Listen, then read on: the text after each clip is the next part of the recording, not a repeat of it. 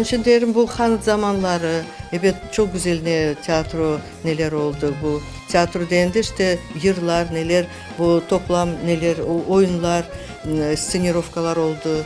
Bu hepsi tiyatro şekilleri. 1901 senede bizim birinci piyeslerimiz başladı.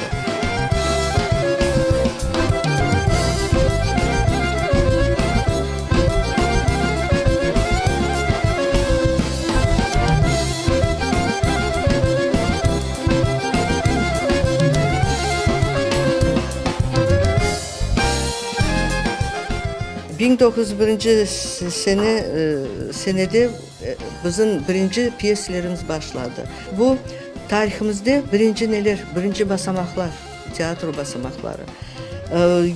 1923 senesi